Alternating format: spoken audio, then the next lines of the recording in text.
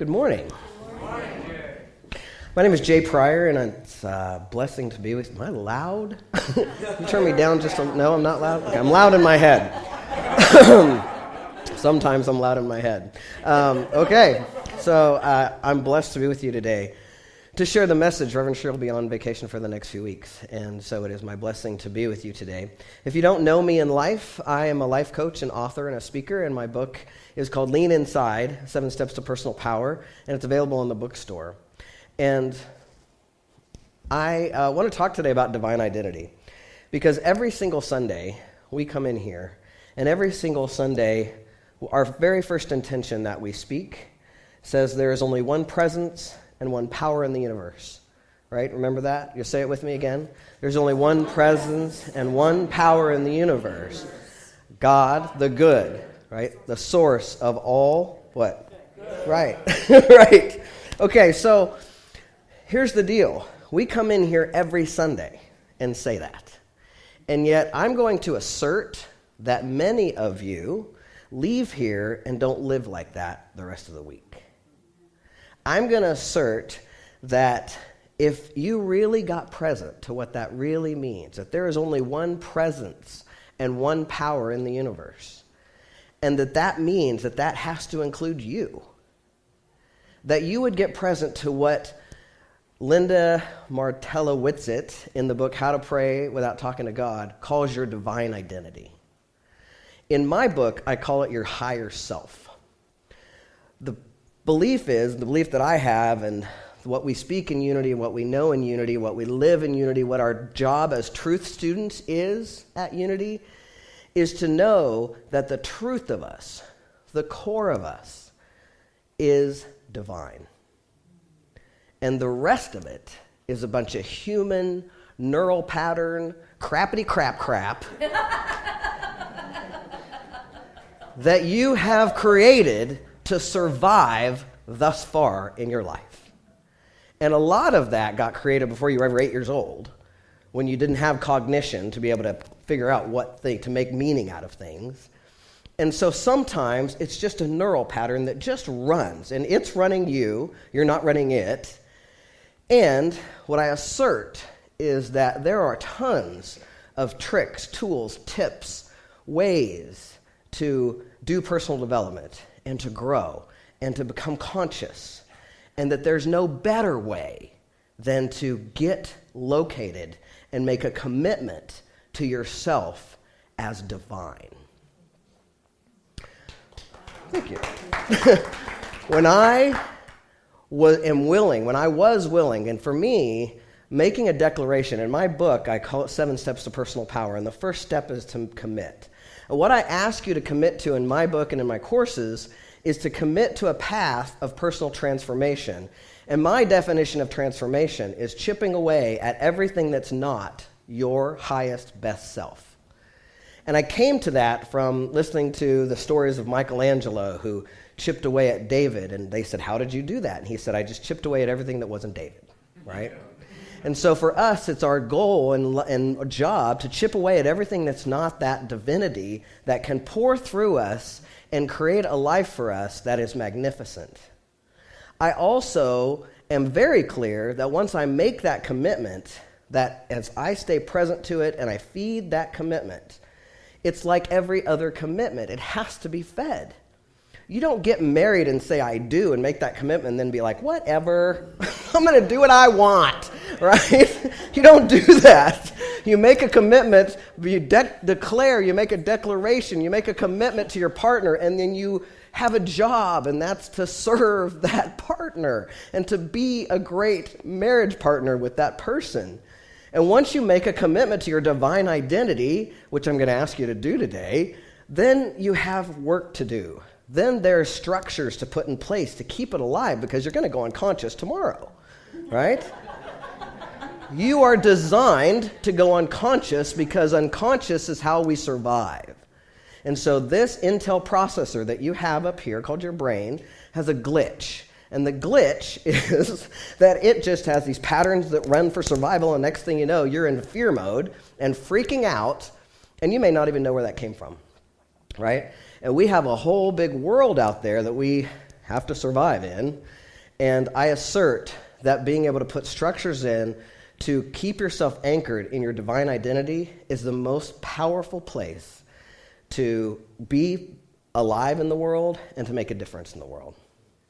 So I want to share with you a little bit what I call your divine identity. I also call yourself. In my book, I call it your highest self.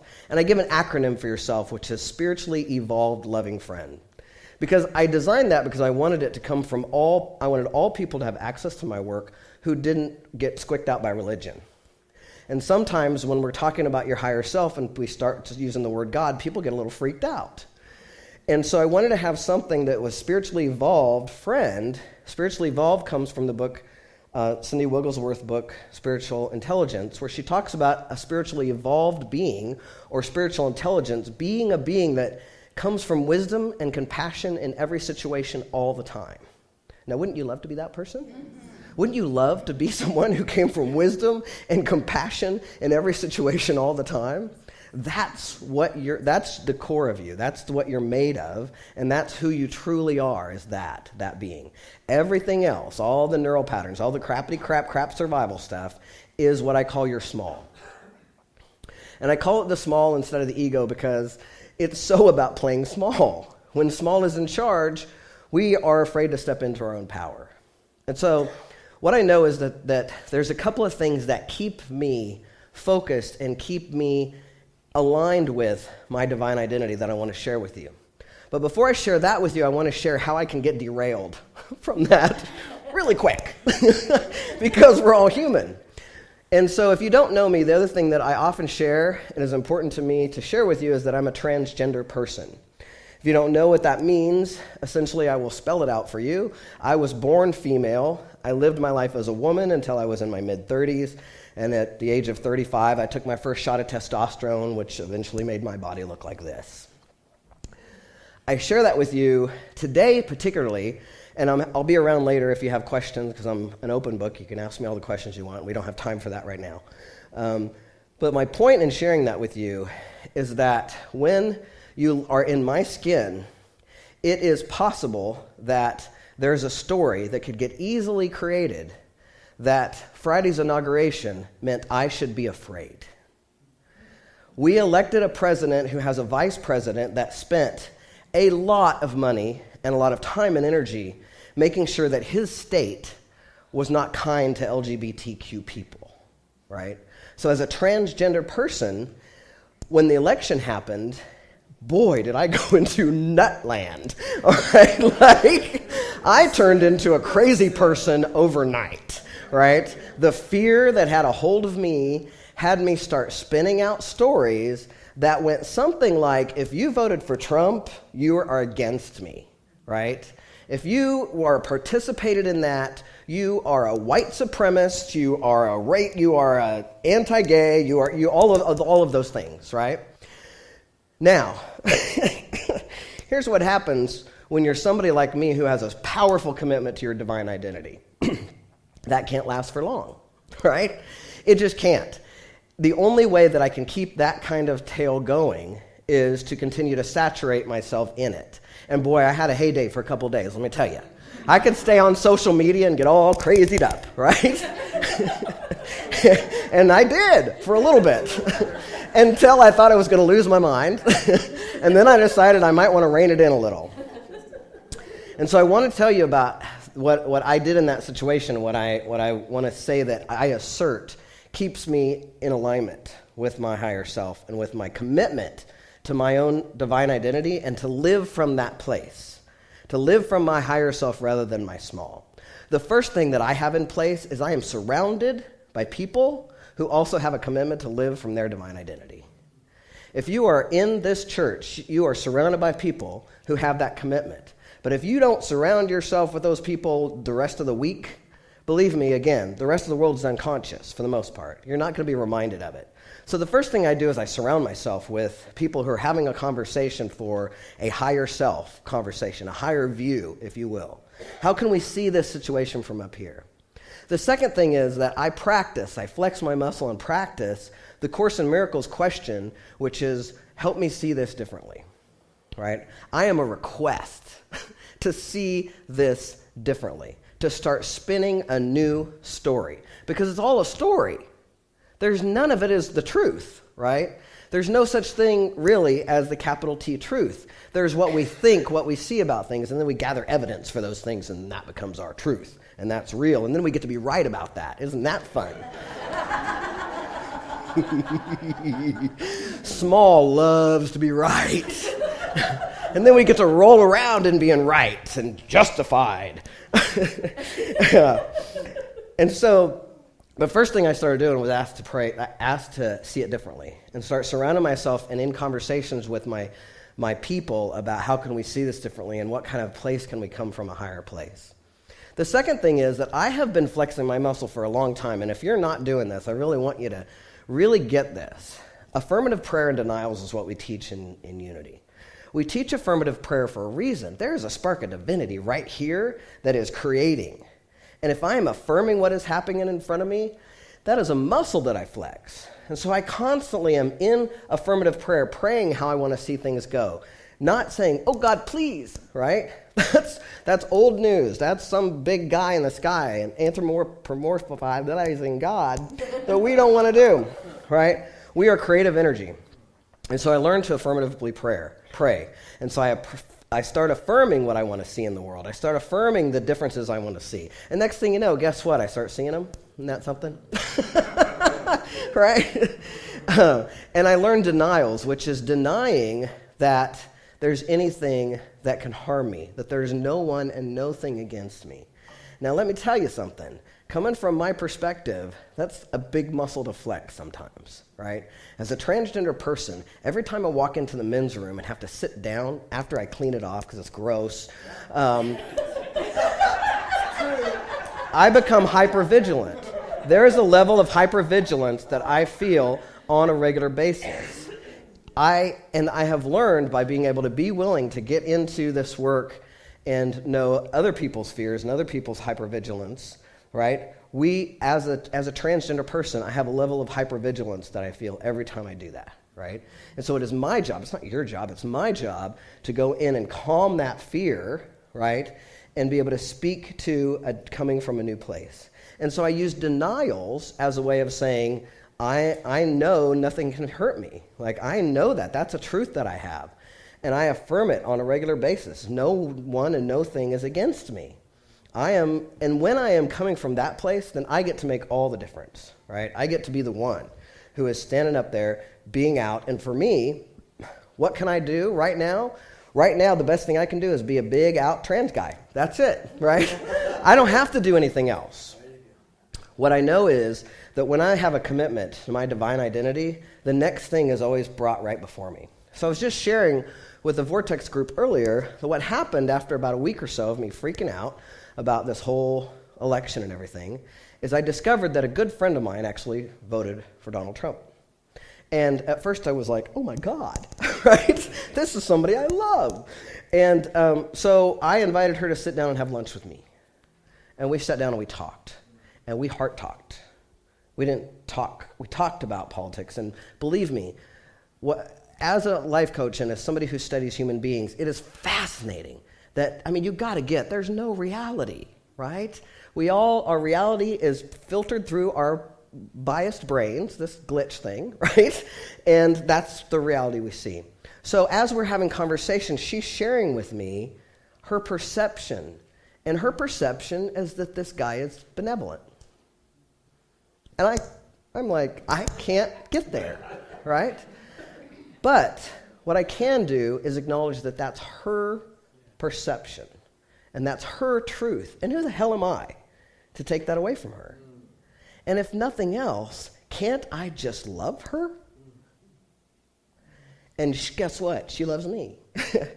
And so we decided that if nothing else, throughout this next 4 years, we're going to make sure we connect on a regular basis and get in each other's worlds and love each other. And as far as I'm concerned, that's my first level of activism, right? That's my first step to take. Now, here's what I know. If I am not somebody who is really, really committed to coming from my higher self, I wouldn't have had that opportunity. Or I would have had that opportunity, and I would have seen it as an opportunity to cut her out of my life, right? Instead of an opportunity to be like this.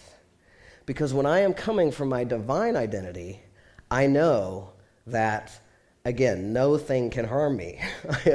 All is well. And I start practicing creating my own reality by affirming things I want, and even playing with parking spot spaces to see if I can get them, right? Because eventually what happens to me is I start to feel and know when things are going the way I want them to, right? And I'm also starting to feel and know when I'm resisting things. Because, boy, when you resist them, guess what happens? They keep coming at you stronger. And so my word for the year is allow. My want for us as a nation, as a people, is to know and know in our beings that there is a movement afoot that is shifting our molecules around. And it's not a bad thing. It's a really great thing. We just can't see it yet, right? There's some of us that just can't see it yet. And what I'm going to invite you to do is to lift yourselves up from the highest place you can today and make a commitment to yourselves to be your divine identity. I had a seminar on Friday, and I said to them these words, and I'm going to ask you the same question. Right before we go into meditation, I'm going to ask you to come up and get us ready for that. What would it take? Like, let's pretend I could pay you something. What would it take? What would it take for you to absolutely never indulge in a conversation of being unworthy again? What would it take? Those thoughts and words that create you as unworthy is not your divine identity. That's your small. And when small's running you, fear is running you. And I promise you that it's a muscle, right? You have to flex your muscle. But I have come from a place of hating my own guts to a place of knowing myself as divine. And that's only possible by a willingness to absolutely never indulge in a conversation that I'm unworthy, that I'm never enough. And when that small starts glitching and my brain starts spewing that stuff out, I go, right? And I go back to, there's only one presence and one power in the universe. There's one presence. And if there's only one presence, guess what? I'm part of it. You can't deny it. You can't come in here and speak that every Sunday and not get that it's who you are. It includes you. It's not like one presence and then I'm over here, right? Nope. One presence, you're part of it, and it's divine. And so I'm going to invite you now to get comfortable in your chairs, to plant both your feet on the ground. Let's do the meditation song first. Oh, yes, I forgot there was a meditation song first. No, let's do that. They're going to take us into meditation through a song. Let's do that. Yeah.